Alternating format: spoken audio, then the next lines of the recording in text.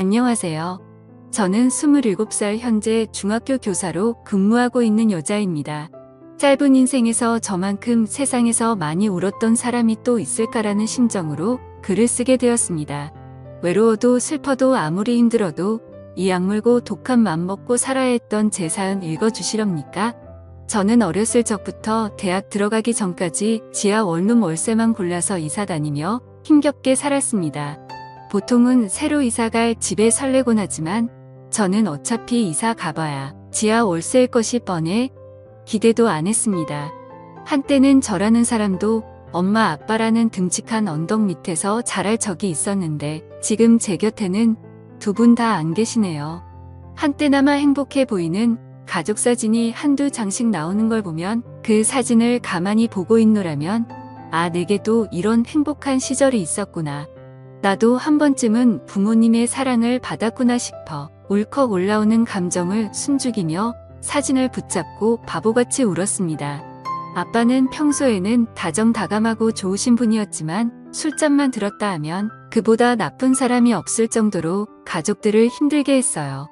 중독 증세가 있으셔서 의지를 내보기도 하고 치료도 받아보기도 했지만 괴로움을 술에 의지한 아빠는 스스로의 삶조차 힘겨워하셨습니다.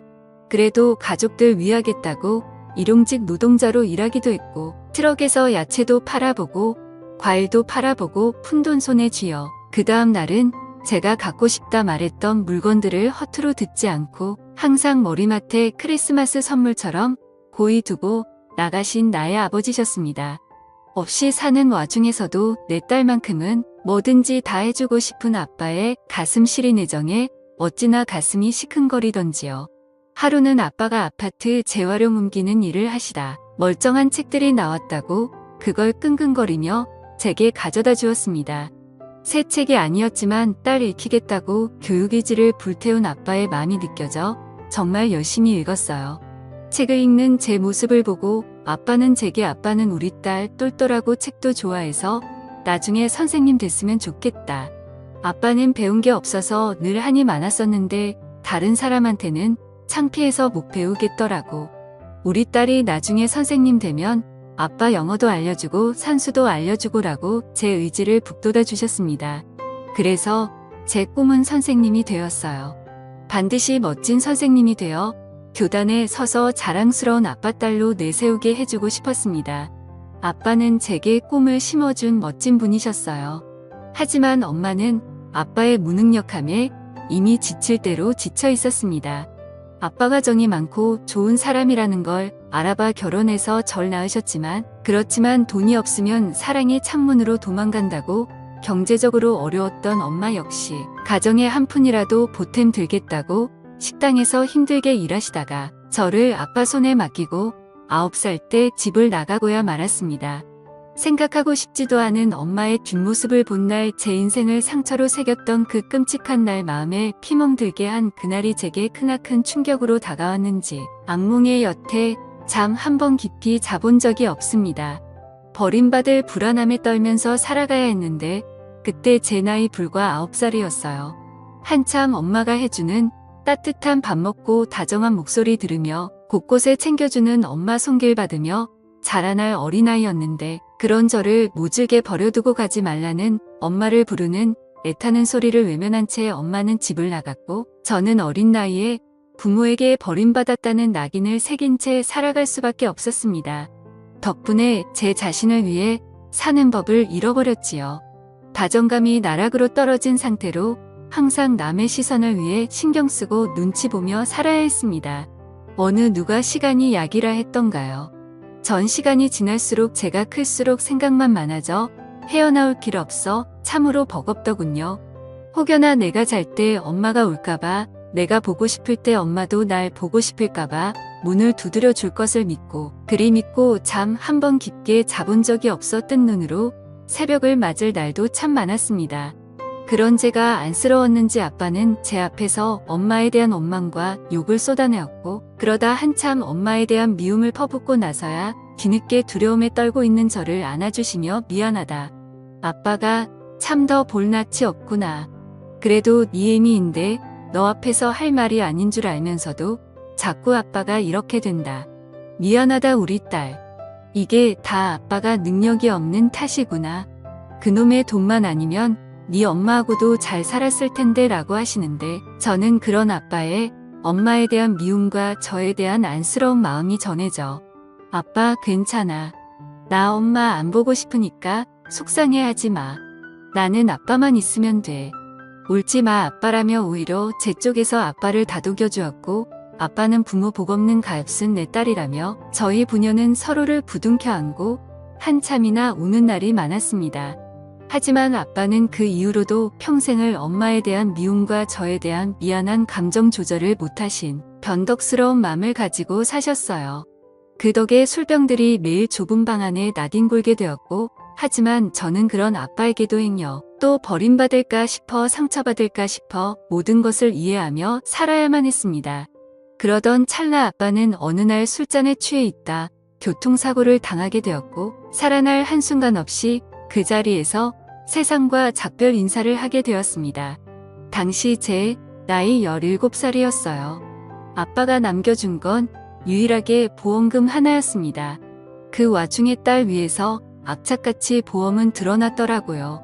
엄마에 이어 아빠까지 잃게 된 저는 슬픔에 한동안 길을 잃었지만 아빠의 뜻에 따라 반드시 교사가 되기 위해 정신 차리고 공부만 했습니다. 아빠가 남긴 보험금 덕분에 더 이상 아르바이트를 하지 않고도 살아갈 수가 있었어요. 그래서 더 공부에 집중할 수 있었고 전 마침내 어느 사범대학교를 장학금을 받고 들어갔습니다. 아빠가 원하는 꿈을 위해 한 발자국 내딛는 날 저는 아빠가 모셔진 곳으로 가 대학 합격증을 보여드리며 한참을 엉엉거리며 한스런 눈물을 토해내었습니다. 저는 대학 4년 내내 도서관에서 살았고 대학 졸업하자마자 1년 준비 후 그 어렵다던 임용고시를 한 번에 패스하여 꿈이었던 교단에 서게 되었습니다.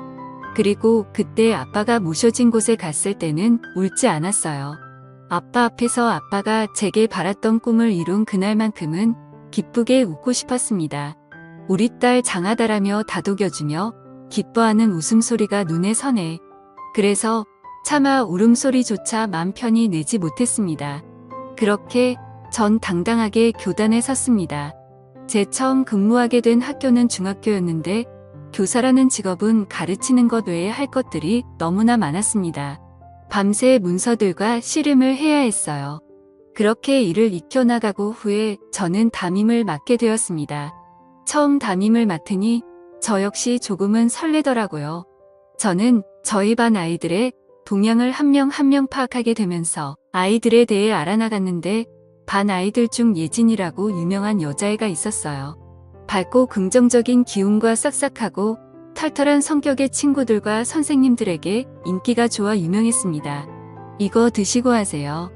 안매점에서 신상 음료를 사왔는데 딱 보기에도 부모님께 넘치는 사랑을 받고 잘 자랐구나 싶었습니다. 부담스러울 정도로 스스럼 없이 다가온 예진이가 처음에는 당황스러웠지만 나중에는 사랑스럽더라고요. 워낙 애가 부침성 있어서 그런지 더 친밀감도 느껴지고 정이 가는 게. 그런데 나중에 알고 보니 그 아이에게 정이 가는 충격적인 비밀이 있었더군요. 참 사람의 정체 모를 이끌림이란 무섭기 짝이 없지요. 어느 날 예진이 엄마라고 찾아온 사람 앞에 저는 그간 참아왔던 억장이 기어코 무너지고야 말았습니다. 안녕하세요. 저 예진이 엄마예요. 예진이가 오늘 학교에 준비물을 안 가져갔다고 연락을 받고 제가 가지고 왔습니다만 지금 수업 중이라 혹시 좀 전해주실 수라고 말씀하시는데 이럴 수가. 저는 한눈에 그 사람이 누군지 알아보고야 말았습니다. 유달리 짙은 화장을 하고 있던 그 사람을 보자마자 제 눈을 몇 번이나 의심했고 제 의심은 입술마저 바짝바짝 마르게 하더군요. 저 사람은 분명 예진이의 엄마이기 이전에 평생을 다해 원했던 그토록 그리워하고 보고 싶어 했던 바로 제 엄마였습니다. 엄마는 처음에 절 누군지 몰라 보시더군요. 그저 우리 예진이 그놈의 예진이 이름만 부르며 챙겨대기 시작하는데 엄마에게 그토록 불리고 싶었던 제 이름 대신 예진이 이름만 주구장창 부르고 있는 엄마가 그런 제 엄마가 그간 참았던 복잡한 심경이 쏟아내면서 차마 주체할 눈물을 떨어뜨리고 말았습니다. 참으려고 했는데 참았어야 했는데 엄마를 보자마자 저는 그렇게 무너지고야 말았습니다.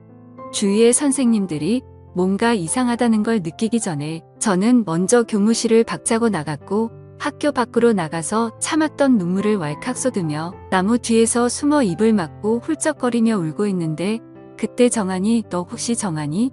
정말로 내 딸 정아 맞니? 라고 말하는 엄마의 목소리가 떨리더이다.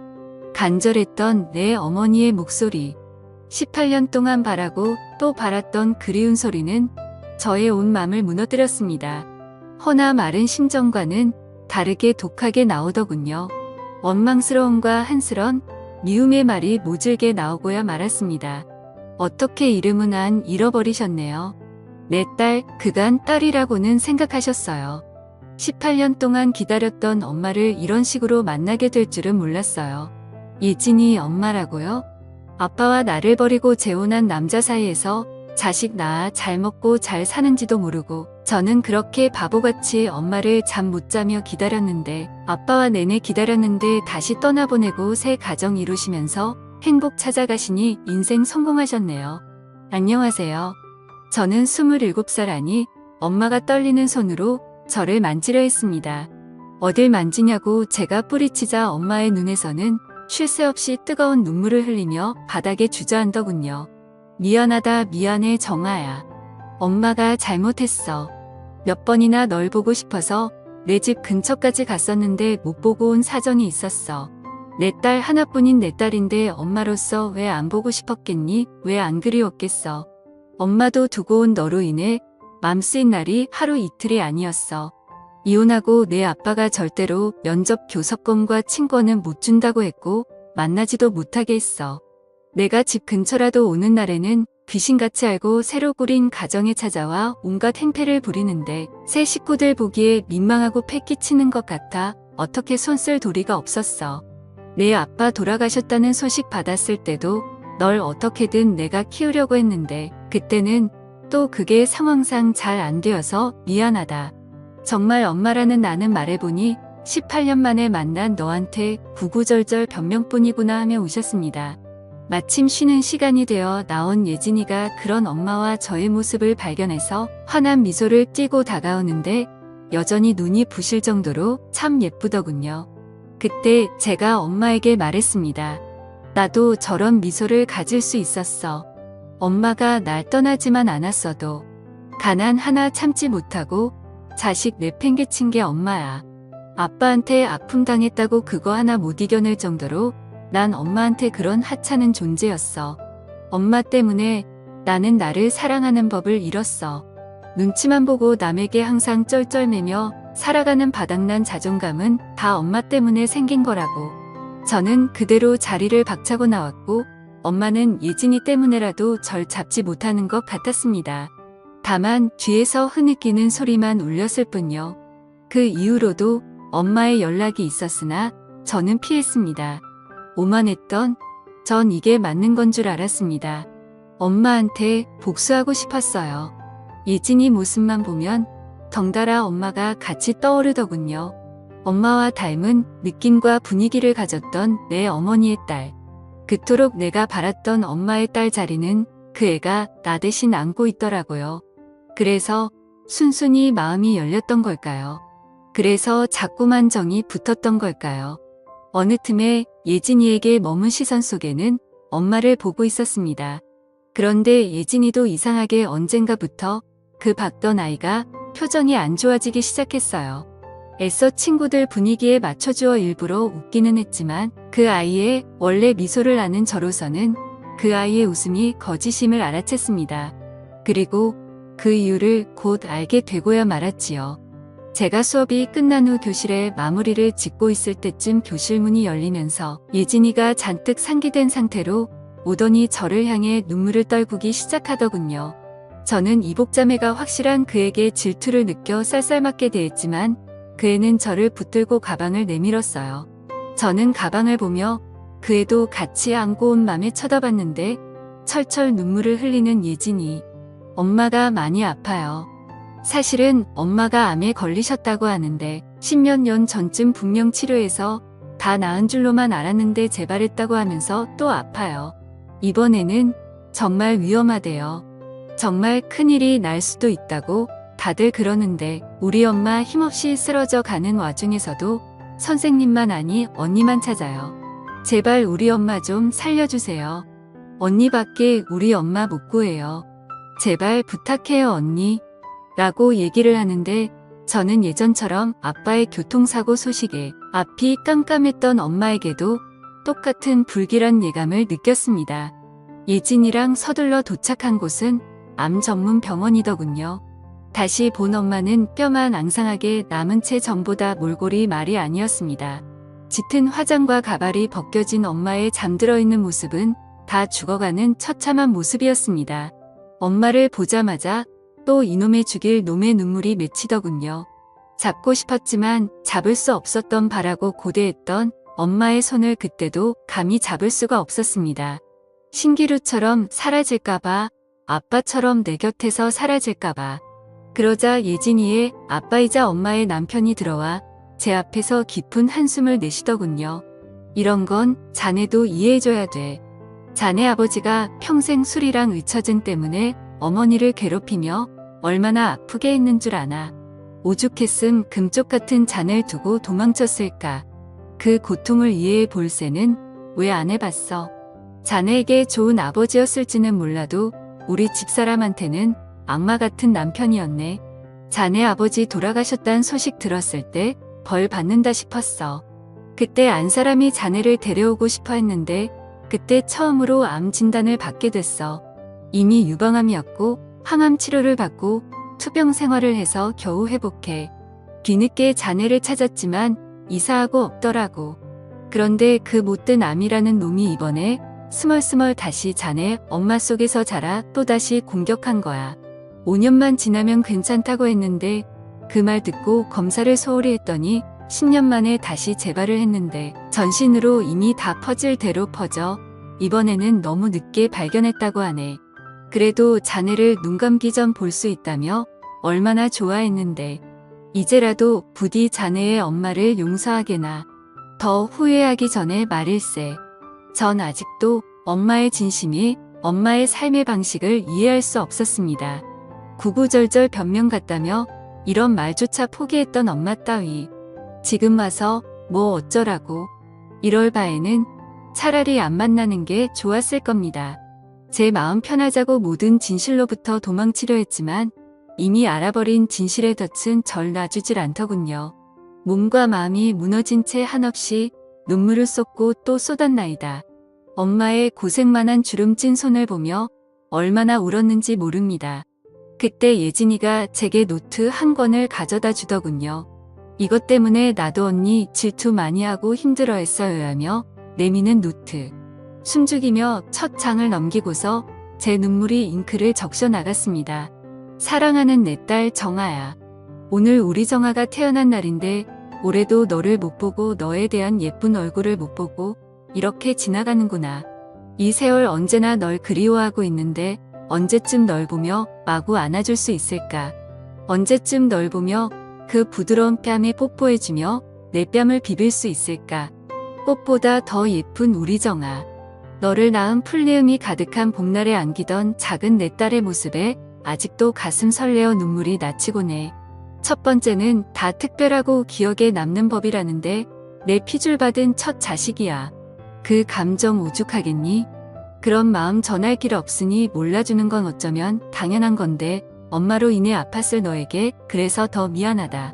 내가 엄마라 미안하고 내가 자식이라 미안하다. 엄마 엄마 엄마. 저는 엄마 앞에서 엄마라는 말만 반복하고서 한가득 눈물을 쏟았습니다. 엄마 엄마 엄마. 그토록 부르고 싶었던 엄마라는 이름. 저에 대한 그리움과 진득한 모정에 오히려 심장이 타들어가는 고통을 느꼈습니다. 차마 몰랐던 내 어머니의 진심을 이제라도 알았지만 저는 너무나도 괴롭고 엄마를 원망한 그 시간들에 대해 죄책감을 갖게 되어버렸습니다.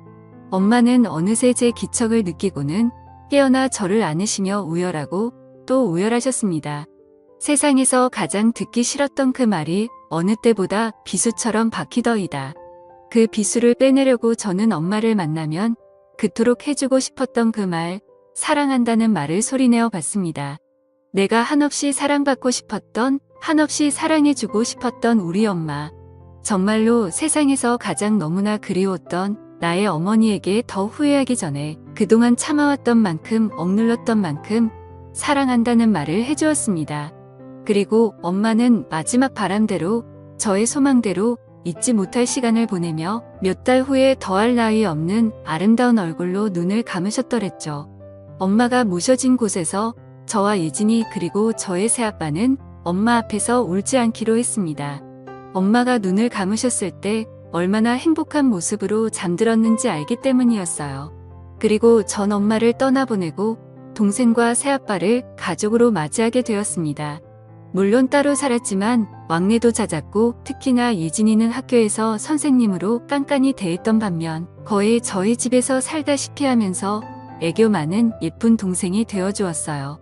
당내 요리사가 꾸민 예진이는 매일 제게 음식을 만들어주며 실습을 하는데 재료비가 아깝지 않을 만큼 맛있는 편이라 역시 엄마 닮아 내 동생 손맛이 끝내준다라고 엄지손가락을 척 치켜 세웠습니다. 예진이는 만족해하면서 성공한 음식들을 자기 아빠한테 날렸고요. 저는 여느 때보다도 지난 상처를 딛고 행복한 나날들을 보내고 있습니다. 비 온 뒤에 땅이 굳는다고 힘든 생활을 견뎠으니 이제 좋은 날들만 오리라 생각하고 또 다른 가족과 함께 꽃길만 걷고 싶네요. 하늘에서 엄마 아빠가 이런 철든 제 모습을 봐주시고 계실까요? 감사드립니다.